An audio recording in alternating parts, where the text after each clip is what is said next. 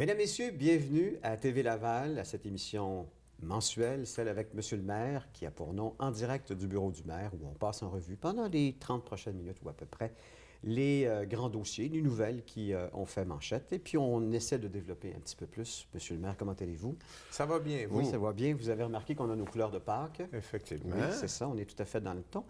Alors, vous connaissez un peu la mécanique. Je pense que c'est notre 18e que l'on fait ensemble. Alors, on passe donc en revue ces différentes nouvelles, puis on essaie de voir s'il n'y a pas d'autres détails qu'on peut rajouter là-dessus. Alors, parlons d'abord de eaux usées qui ont été déversées dans la rivière des Prairies. Vous êtes pris un peu pour le mercodère.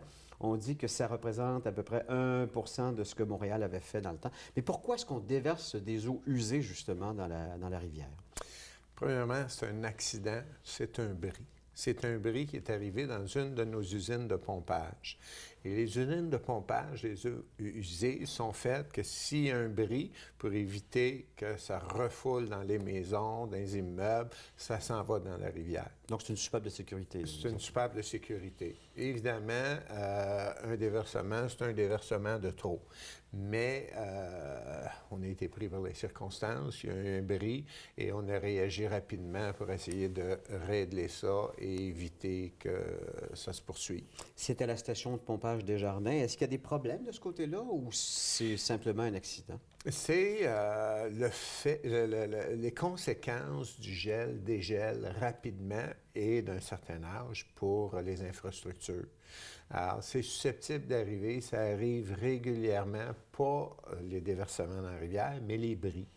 Et c'est la saison des nids de poules, la saison des bris d'aqueduc et évidemment des tuyaux d'égout, parce que le sol bouge et les roches dans le sol bougent. Et évidemment, ça affecte. Ça crée des fractures. Alors, effectivement. On parle beaucoup du système d'aqueduc de la ville de Montréal et des égouts qui date souvent d'un siècle. Est-ce que c'est la même chose ici à Laval, même si la ville a une cinquantaine d'années, là? Officiellement.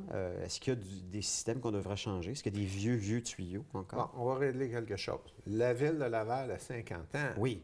Mais l'île Jésus, il y a des gens qui y habitent depuis des plusieurs. siècles. Absolument. Effectivement. Ça, vous avez raison. Alors, la fusion de Laval est de 50 ans et Montréal s'est fusionné dernièrement. Oui. Alors, nos installations à Sainte-Dorothée, Saint-François, Laval-Ouest, Cheminée, datent de quand même de très longtemps pour certaines. Alors, oui, il faut mettre à niveau, rénover plusieurs de ces infrastructures-là. Mais je dois vous dire qu'en ce qui a trait à l'approvisionnement en eau, Ville de Laval a fourni une des meilleures eaux au Québec. Il y a un classement, le ministère de l'Environnement suit ça et on est fiers de dire qu'on a de l'eau 5 étoiles. Celle qui est ici. Là. Celle qui est ici. OK. Ça, c'est de l'eau 5 étoiles. Okay. C'est de l'eau 5 étoiles. OK. Et on a investi des sommes d'argent dans nos usines de filtration. 2, on en a 3. Et les 3 agissent en soutien les unes aux autres. Alors, on a investi des sommes d'argent pour rénover 2 de ces usines-là qui devraient être complétées d'ici à peu près 1 an. On parle en centaines de millions de dollars. On devrait encore là être correct pour plusieurs années au niveau des investissements, au niveau des installations et fournir la meilleure eau qui soit à nos citoyens. Mais on a quand même du rattrapage à faire. C'est surtout au niveau des services d'égout, OK? Où il y a un investissement à faire et où il y a un travail à être fait. Vous savez, il y a 110 environ points de surverse à travers l'île. Ça a été construit de même. Ce qui veut dire, c'est des assurances, s'il arrive un bris, s'il arrive une surabondance de pluie, une inondation, c'est ça. À ce moment-là, les égouts sanitaires vont se déverser dans nos rivières. C'est un système que j'aime pas du tout, mais ça a été conçu de même depuis toujours. Alors, on est en train d'essayer de rectifier la situation. C'est ce qu'on appelle les surverses. Et ça prend des investissements. Maintenant, le gouvernement canadien avait auparavant un programme de subvention. Il y a une stratégie d'établie et le gouvernement Harper s'était retiré de tout ça. Et on parle, si je veux régler demain, là, le problème des surverses, qu'il n'y ait plus jamais des égouts qui se déversent dans nos rivières, peu importe l'abondance de pluie ou quoi que ce soit, on parle d'un défi d'environ 400 millions de dollars. Alors, c'est pour ça que la part des gouvernements supérieurs est importante. Absolument. Et c'est pour ça qu'on a mis aussi des programmes. À titre d'exemple, on a demandé aux citoyens de débrancher les systèmes de gouttières pour ne plus envoyer ça dans les égouts, mais sur leur terrain, sur leur Parce que c'était comme ça à l'époque, on faisait Effectivement. ça. C'est ça. Donc, les vieilles maisons sont plus susceptibles d'être branchées de cette façon-là. C'est ça. À l'heure actuelle, la ville, ce qui se produit, c'est que toute l'eau de pluie qui tombe sur les toits, sur les routes, sur les stationnements, se résume dans les égouts pluviaux. Et s'il y en a trop, ça va dans les égouts sanitaires, et s'il y en a encore trop, ça s'en va dans nos rivières. Et c'est cette chaîne-là qu'il faut briser, et c'est pour ça qu'on a aussi des programmes de subvention pour les barils d'eau de pluie.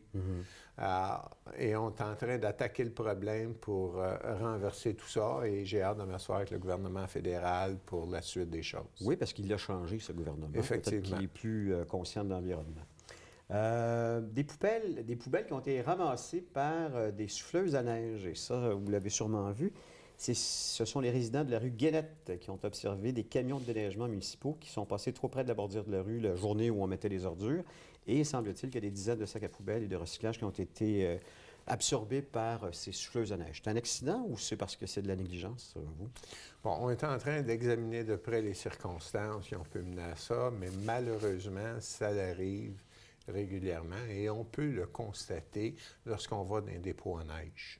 Donc, vous voyez qu'il y a de la neige avec des sacs de on voit bien que...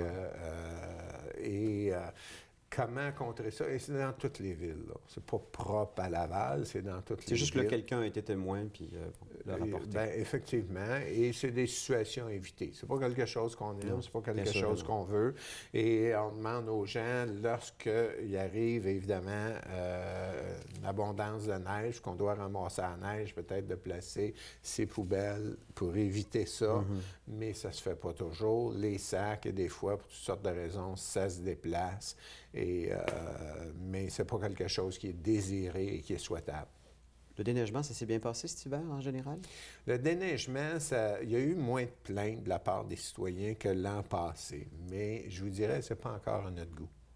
On travaille là-dessus à Ville-de-Laval. On s'est donné des petits laboratoires sur certaines rues. On a fait des expériences, on consulte les citoyens, on fait des sondages, on a changé des pratiques au niveau du stationnement, sur la façon de faire, pour arriver avec les meilleures méthodes, les plus efficaces, les moins dispendieuses et le plus haut taux de satisfaction des citoyens. Vous savez, à chaque fois que quelqu'un appelle le 311, c'est enregistré, comptabilisé, on soit toutes les statistiques de ça. Et on a eu un hiver qui est un peu spécial parce que dépendamment de la température, tu utilises un produit différent. Quand c'est trop froid, le sel est inefficace. Alors, ça prend de petites roches. Et quand c'est une autre sorte, si on est sur l'eau ou un petit peu de glace, ça prend du sable. Alors, et la température a tellement varié rapidement que ça a occasionné des problèmes dans plusieurs villes. Mais il y aura éventuellement, j'imagine, une étude de ces chiffres-là. Il y a une étude constante. J'ai eu une présentation sommaire cette semaine et il y a une vigie constante sur les façons de faire puis le résultat. Reste que lorsqu'on regarde les plaintes qu'on a eues au 3-1, il y en a eu moins que l'année précédente, mais c'est pas encore c'est pas à notre goût. Tout à fait à votre goût. L'administration Demers annonce l'embauche de 6 analystes de haut niveau. Ça va coûter 380 000 $. Ce sont des jurys comptables et des policiers enquêteurs qui auront pour principale tâche de scruter l'adjudication de contrats depuis 1996. C'est la première fois qu'une ville va aussi loin dans sa recherche de contrats. On dit que par extrapolation, les surfacturations pourraient représenter une somme d'à peu près 1,2 milliard si c'était appliqué sur l'ensemble des contrats municipaux pendant 20 ans. Qu'est-ce que vous avez donné comme mandat à ces jurys comptables et enquêteurs-là, dans le fond? C'est de valider ces chiffres qu'on pense? Bien, écoutez, il y a une loi présentement qui a été faite pour la récupération des sommes qui auraient été détournées ou volées. C'est une loi qui se base sur pour essayer d'avoir le consentement ou sur une base volontaire des entrepreneurs, des fournisseurs de services ou de biens qui auraient pu embarquer dans un système de collusion ou de corruption. Et la loi, ce qu'elle dit, c'est si les gens volontairement viennent dénoncer, règle ça. Un petit peu comme l'impôt fait. C'est ça, oui, c'est ça. On va vous donner une quittance. OK. Vous n'aurez pas d'accusation criminelle. Et l'idée, ça va éliminer des frais de cours, des frais juridiques, des longs procès, tout ça. La loi a une durée de vie. La commission Charbonneau a examiné essentiellement l'industrie de la construction. Oui, un peu plus, je me trompe pas de mots, vous avez bien fait de rire. Je m'en ai dit l'industrie de la corruption. Et vous n'êtes pas le premier à le dire. Je veux juste vous rassurer là-dessus, M. Alors, nous, on a fait un examen préliminaire. On s'est rendu compte que la notion de collusion n'existait pas exclusivement dans ce domaine. Non, il y en a dans tous les domaines, en effet. Et alors, on a décidé de dire, on va examiner les autres fournisseurs de services. Et là, je ne veux pas en identifier, et les autres fournisseurs de biens. J'imagine qu'ils vont se reconnaître. Et on avait une opportunité, parce qu'à la commission Charbonneau, évidemment, les gens qui ont fait les analyses, les jurys comptables qui ont analysé les documents, qui ont pu faire les enquêtes là-dessus, étaient disponibles.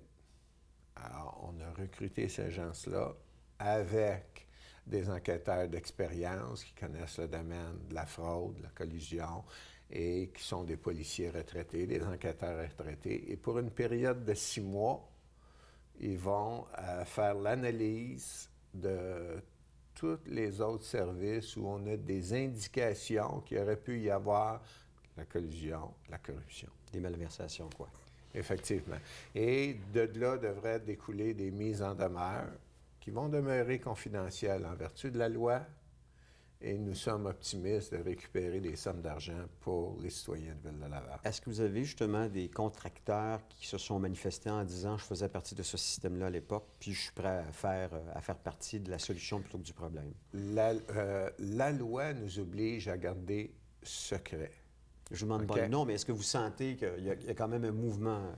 Oui, la réponse c'est oui. Et oui, j'ai la ferme conviction que nous allons récupérer plusieurs millions de dollars. Donc, plus que ce que ça coûte pour aller récupérer cet argent. Définitivement. Et je pourrais vous dire, j'ai la ferme conviction que mon passage à l'Hôtel de Ville ne coûtera absolument rien aux citoyens de Ville-de-Laval. Ça va le financer, quoi. Ça va être plusieurs fois financé. Voyons. Allons-y sur une autre nouvelle. Ville de Laval qui souhaite obtenir le statut de ville mandataire en matière de logement social. Il faut rappeler qu'entre 2008 et 2015, sa contribution au budget global de la communauté métropolitaine de Montréal, ce qu'on appelle communément la CMM pour le logement social, se chiffre à 28,5 millions. Et cependant, vous n'avez reçu en retour que 10,8 millions. Donc, ce que vous voulez, c'est être maître chez vous, d'une certaine façon. Être maître de notre destin, pouvoir prendre nos décisions et pas perdre des opportunités. Ni plus ni moins, pour cette période-là, nous avons subventionné Ville de Laval 18 millions, essentiellement à l'île de Montréal, en logement social. Bon, ça sert aux citoyens, tout ça, mais on a un besoin à Ville de Laval, un besoin qui est criant, qui n'a jamais été reconnu par l'administration. Nous, on a fait une étude, on a rendu un rapport public qu'on a envoyé au gouvernement, puis oui, il y a de la pauvreté à Ville de Laval. Il y en a partout, là. Il y en a partout. Mais est-ce que la CMM vous écoute?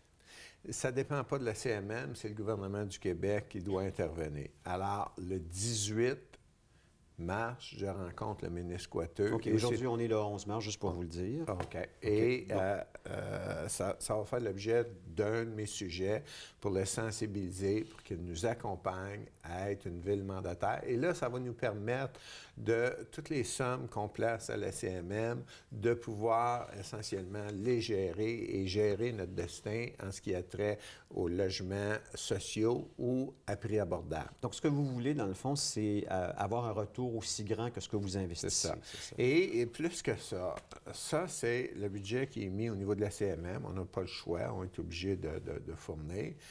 Mais nous avons fait des provisions dans notre budget 2016 et 2017. Et en 2017, on va bénéficier d'un fonds de 1,5 million pour le logement social.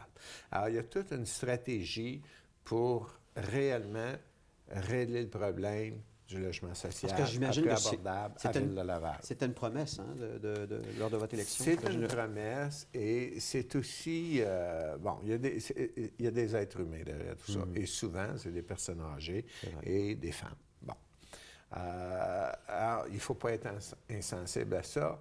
Et je vous dirais, socialement, si on ne s'en occupe pas, ça coûte plus cher à la société. C'est vrai. Alors, il y a des êtres humains, il faut s'en occuper. On a été élus pour ça. On ne fera pas semblant qu'on ne voit pas le problème. On va s'en occuper. Êtes-vous optimiste quant à votre rencontre avec le ministre Coiteux? J'ai eu des contacts avec le ministre Coiteux et ça a été des très bons contacts. Je vous dirais, j'ai rencontré un politicien qui n'est pas plus émotif que moi ou expressif que moi, puis c'est le ministre Coiteux. Donc, c'est un rationnel. Et à date, là, je suis très optimiste. Okay. Disons que, bon, dans les autres nouvelles, la Ville de Laval a déposé un mémoire dans le cadre des consultations particulières et auditions publiques du projet de loi 83 modifiant la loi de diverses dispositions législatives en matière municipale. Ça concerne, en grosso modo, le financement politique. C'est un peu de la poutine interne, mais ça a quand même un impact sur le compte de taxes des citoyens. Qu'est-ce que vous voulez faire changer, justement, vous, dans ce projet de loi, ou qu'est-ce que vous voulez ajouter? Mais en fait, compte, c'est un projet de loi omnibus. Ça veut dire que le gouvernement a mis toutes sortes de lois là-dedans. Les lois sur la vérification, la vérificatrice générale, bon... Alors, nous, ce qu'on a ciblé, c'est, il y a des choses où ce qu'on pense qu'au niveau du financement des partis politiques, il y a des exagérations. Je vous donne un exemple. Le parti officiel, le parti de l'opposition officielle a un élu à Ville-de-Laval, qui est Mme Révélakis. Elle dispose d'un budget de cabinet de 600 000 par année. Pour une seule personne. Pour une seule personne qui, en fait, compte, n'a pas d'administration à faire. Ses responsabilités, c'est de vérifier ce que nous, on fait. Alors, elle a 5 employés et, évidemment, elle dépense pas, heureusement, tout le budget. Alors ça, on pense, c'est tout à fait disproportionné. Autre chose, tant qu'à avoir un bill omnibus, on a dit au gouvernement, pourquoi pas régler le problème des primes de transition? Ce qu'on a fait au provincial. Ce qu'on a fait au provincial. Alors, on lui dit une de deux choses. Donnez-nous le pouvoir de la faire, parce qu'à l'heure actuelle, nous ne l'avons pas, ou faites du copier-coller avec ce que vous avez fait au provincial. Parce que moi, ça m'horripile quand je vois, puis je vais les nommer, M. Vaillancourt, qui est accusé d'avoir abusé des citoyens de Ville-de-Laval, qui part avec une prime de transition, un chèque de $250 000 dans sa poche. M. Applebaum, M. Duplessis, qui part pour des raisons bien personnelles, qui démissionne, et je pourrais en nommer d'autres. Dernièrement, il y a eu le maire de Montréal-Nord. Alors, dans des circonstances similaires, moi je dis, les élus ne devraient pas avoir de prime de transition. Où est-ce que, pour vous, c'est correct qu'un élu ait une prime au départ? Bien, écoutez, il y a un aspect, c'est que, oui, puis à Ville-de-Laval, on le vit, il y a plusieurs personnes qui vont laisser en pan leur carrière professionnelle. Alors, vous êtes comptable, vous êtes avocat, vous décidez de devenir politicien, vous êtes à plein temps, vous n'êtes plus dans la profession. Quand vous allez revenir, bien, vous êtes déphasé. Alors, vous savez, la politique, c'est un monde en soi, mais... qui est éphémère, en plus. Qui est éphémère. Et c'est correct ainsi. Alors, dans ce sens-là, qu'il y ait une prime de départ, qu'il y ait une prime de transition, ça se justifie pleinement. Mais que ça soit absolu, peu importe ce que la personne a fait, non. Alors nous, ce qu'on s'était dit, c'est si tu ne complètes pas ton mandat, si tu quittes pour une raison autre que maladie, en plein milieu d'un mandat ou des raisons graves, tu ne devras pas avoir de prime de transition. Donc ceux qui passent de la politique municipale à la politique provinciale ou même fédérale, ils n'ont pas besoin de transition. Ils s'en vont pour une promotion. Pourquoi une prime de transition? OK. En 10 minutes, on va aller vers les autres sujets. D'abord, Laval veut mousser la participation des femmes. C'est d'ailleurs une de vos conseillères, qui est la Virginie Dufour, qui est conseillère et membre du comité exécutif de Ville de Laval, qui, lors de la Journée internationale des droits de la femme, a avancé ça. C'est une très bonne idée. Donc, de faire une activité de formation où on va simuler une séance du Conseil les 15 et 16 avril prochains, justement pour que les femmes puissent être plus aguerries ou plus exposées à la politique, parce qu'il en manque. On va regarder, entre autres, au niveau de l'Assemblée nationale, il n'y a que 27 de femmes. Ici, à Ville de Laval, on parle d'une représentation de 30 sur 21 conseillers municipaux, ce qui est bien en dessous de ce que ça devrait être. Ça devrait être finalement 50-50, tant qu'à faire. Ça devrait s'approcher de 50-50 et au fil des époques, atteindre le 50-50. C'est ça.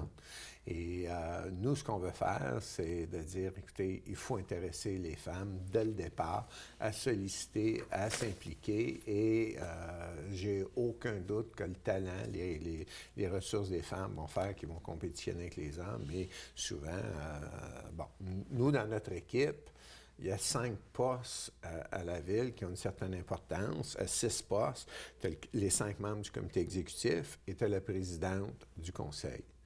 Bon, alors, c'est 3 femmes et 3 hommes à ces 6 postes-là. Donc, sauf que les gens n'ont pas été nommés pour leur genre. Leur sexe, Ouais, leur genre, ça. mais sur leurs compétences. Et ça, il faut le dire, là, OK? Mais c'est sûr qu'il manque de présence féminine. Et c'est important d'avoir aussi les femmes en politique parce qu'elles amènent un autre son de cloche, qui est absolument important. Là. Une autre perspective, Absolument. une autre façon de voir. Et puis, donc, 15 et 16 avril, simulation de séance du conseil, plénier, et ainsi de suite. Je pense qu'un des exemples, vous savez, quand je regarde l'œuvre de Mme Pauline Marois, elle a changé littéralement notre société. Qu'on pense aux garderies, ce qui s'est fait, qui a permis à des milliers de femmes d'arriver sur le monde du travail, d'avoir une certaine indépendance, qu'on pense aux congés parentaux. Et alors, oui, on a transformé le Québec avec ça, et oui, la présence des femmes est essentielle. Et il y a de plus en plus de mairesses à travers le Québec. Il y en a une qui a été élue d'ailleurs récemment à Ville-de-Lorraine, juste pour le mentionner. Ouais.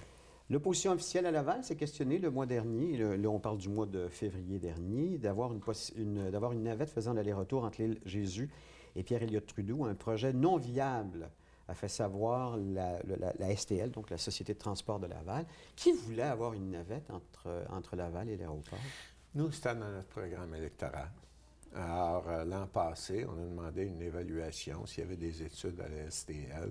Ils nous ont dit oui, ils ont déjà contemplé ça, ils ont rafraîchi l'étude. Parce que ça avait été demandé à une certaine époque. Ça avait été demandé. Ça avait été même implémenté, mais ça n'était pas resté là. Effectivement, et on pensait effectivement que ça pourrait être une bonne idée. Et avec le temps, évidemment, il y a des possibilités, des choses qui changent. Et il y a, nous, la coopérative de taxi, qui est une coopérative à Laval, a des contrats avec la STL et ils sont complémentaires l'un aux autres. On regardait, y a-t-il une possibilité de lui offrir un service supplémentaire.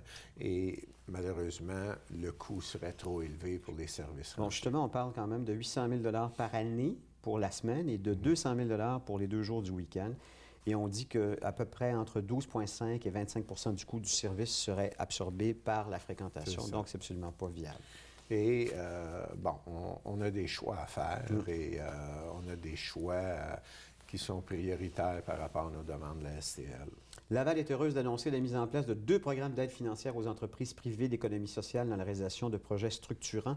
Si vous pouvez me résumer ça, on parle quand même de 425 000 pour aider les jeunes entrepreneurs, entre autres. Les jeunes entrepreneurs et l'économie sociale, qui est quand même un chiffre important d'environ 72 millions, l'économie sociale, sur le territoire de Ville-de-Laval.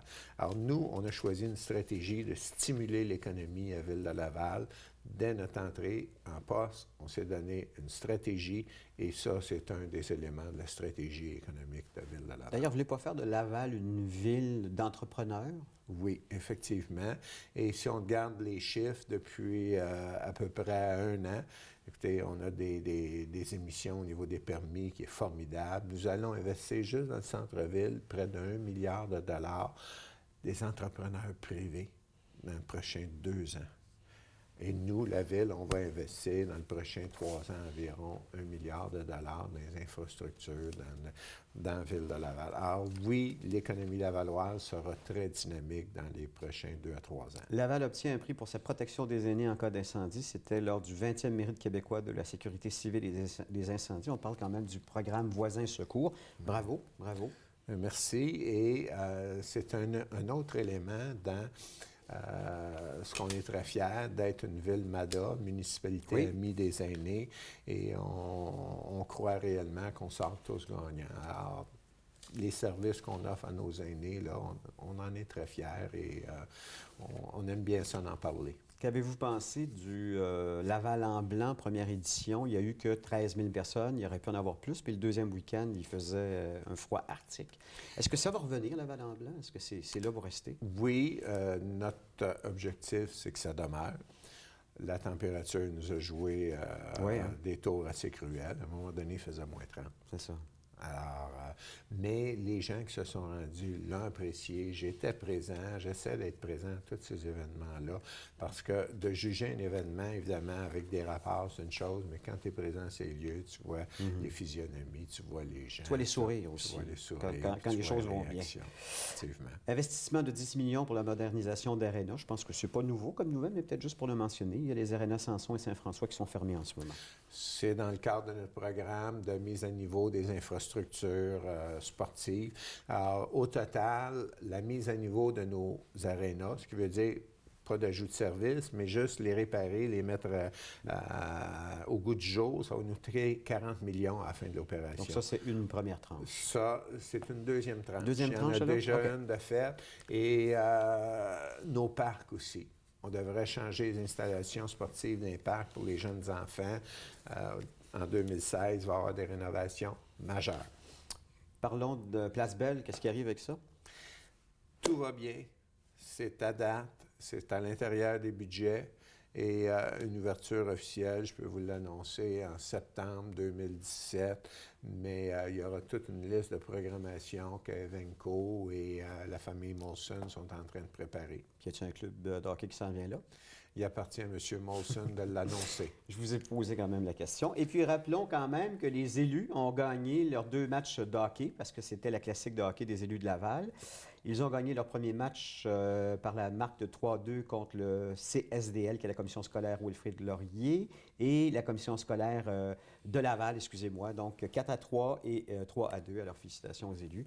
Dernier mot, le mot de la fin pour vos citoyens et citoyennes, M. le maire. Alors, les parties de hockey, nous sommes gagnants parce que c'est pour la persévérance scolaire. C'est vrai, des j'ai oublié de le étudiants. mentionner, vous avez raison. Et on sort toujours gagnant de ça. Et je vous souhaite à tous de profiter de la fête de Pâques, pas abuser sur le chocolat parce que ça nous empêche de dormir à notre âge, tout au moins à mon âge, mais laissez aller les enfants là-dedans. Et merci de m'offrir l'occasion de m'adresser aux citoyens. Ça fait plaisir. On se donne rendez-vous le mois prochain, M. le maire. Merci. Merci d'avoir été à l'écoute de TV Laval et dans le direct du bureau du maire. Au mois prochain. Et voilà, M. le maire. Moi, j'ai débordé ça de...